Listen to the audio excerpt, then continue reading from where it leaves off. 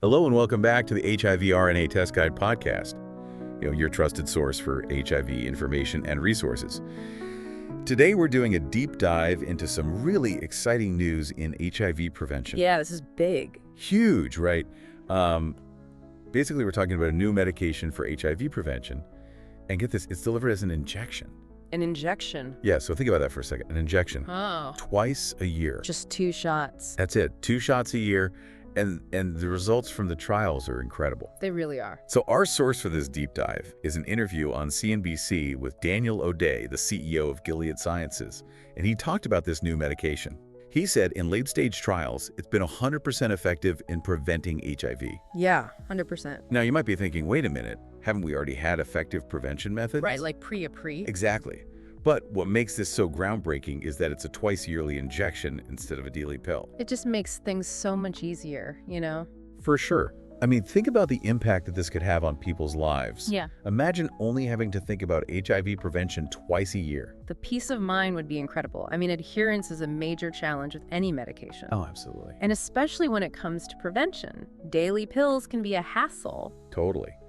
Plus, let's be real, there's still a stigma associated with taking a daily pill for HIV prevention. So true. This could really change things up. Definitely. Make prevention more discreet, and just easier for people to manage their health. Yeah, so how does this injection work? Is it like a vaccine or something? Yeah, it's not exactly a vaccine. I mean, a vaccine teaches your immune system to fight off the virus, right? Right. But this injection, it uses a long-acting form of an antiretroviral drug. Okay. And that blocks HIV from replicating in the body. It basically stops it from establishing an infection. Oh, wow. And the really cool part is because it's long-acting, just a single injection provides protection for 6 months. That's amazing. Okay, let's talk about accessibility. Yeah, that's the big question. Right. Can people actually get their hands on this medication, especially in those parts of the world where HIV is most prevalent? Well, luckily, it seems like Gilead is taking that seriously. Okay, good. They have some plans in place to make it available in low and middle-income countries through a variety of strategies. All right, so what are they doing exactly? So first of all, they're partnering with the Global Fund. Okay. That's that international organization that fights HIV, tuberculosis, malaria. And the goal is to provide the medication on a non-profit basis to over 2 million people. That's fantastic. Right. But some critics are saying that's not enough. Oh, really? Yeah, they're acknowledging Gilead's efforts, but they argue that more needs to be done to ensure equal access for everybody who needs it. I see. They're calling for wider distribution networks, partnerships with local organizations and stuff like that. And then also things like tackling stigma and discrimination, which are huge barriers to accessing care. It sounds like Gilead is trying to find that balance Yeah. between being a business and also committing to global health.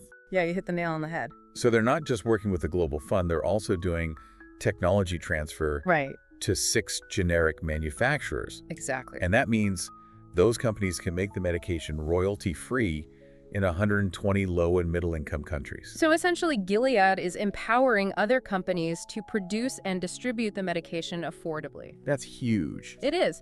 But again, you have those critics who are saying that relying solely on generic manufacturers may not be enough. Why is that? Well, they point out that those companies often face challenges in things like scaling up production and distribution, especially in places with limited resources. Right. They also worry about quality control and the need for constant monitoring and support. And then there's the whole issue of funding, right? Like, Yeah. who's going to pay for all this? Well, in an interview, O'Day actually talked about that. Okay. He said he believes that current funding mechanisms, like the ones from governments and philanthropic organizations, are going to be enough to support this medication's rollout. So he's pretty confident that this breakthrough is big enough to attract the funding that it needs. Yep, he seems to be. Especially since the new administration is really focusing on preventative health care.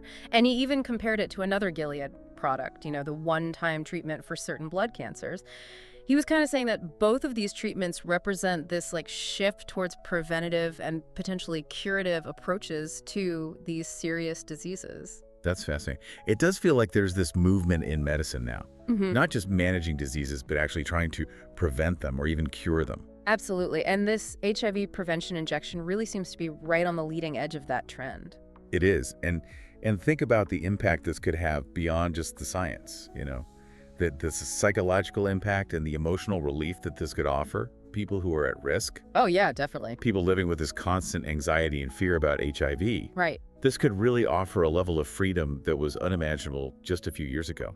You're right. It's not just about physical protection, it's about emotional well-being too. Hmm. And it makes you think about how we view healthcare as a whole, right? Exactly. If we can prevent these diseases, shouldn't we be putting more emphasis on prevention rather than just treatment? Absolutely. But as we were discussing earlier, funding is always a challenge. Always. Do you think there's a risk that politics could get in the way and hinder access to this medication, even if the funding is there? That's a really good point. And, O'Day brought up the fact that healthcare in the U.S. is complicated, especially when it comes to funding and policy. For sure. He really stressed the need for support from both sides of the aisle, to make sure everyone who needs this medication can get it, regardless of their income or their insurance. So he's really advocating for putting public health above political agendas. Yeah, exactly. He sees this medication as something that can potentially save so many lives and reduce healthcare costs over time. He's urging policymakers to look at the big picture. That's a powerful message. It is, and he's basically saying we need to invest in prevention because it's a smart strategy in the long run. I was wondering, did he mention any specific challenges he expects from policymakers or any pushback he anticipates?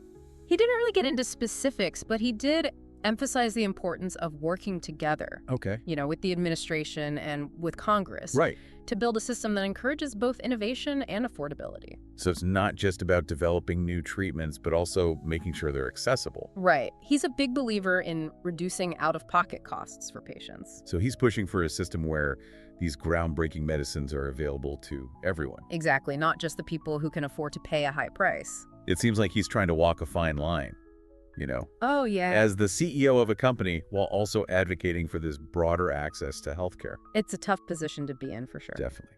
And speaking of complexities, you were talking about how Gilead is doing that technology transfer to generic manufacturers. Can you explain a little more about what that means and why it matters? Sure. So basically, technology transfer in this context means that Gilead is sharing their knowledge and their expertise on how to actually make the medication with other companies. Okay. So instead of those companies having to start from scratch, It would take forever? exactly, they can use Gilead's knowledge to produce these generic versions of the medication. So it cuts down the cost significantly. Yeah, it's like Gilead is giving them the recipe and they can just bake it themselves. I like that analogy. Right. And the coolest part is they can do all this without having to pay any royalties to Gilead for using their intellectual property. So Gilead is basically forfeiting potential profits. In a way, yeah. But it's a smart move because they're widening access to the medication, which could ultimately benefit them in the long run. And it makes them look good, too. Right, like a company that actually cares about global health. But we were talking about those challenges with the generic manufacturers, right? Yeah, definitely. Things like ensuring good quality control, being able to produce enough of the medication, and then the whole distribution process in areas with limited resources. Yeah. Those are all huge obstacles. So there's a lot at stake here. There is.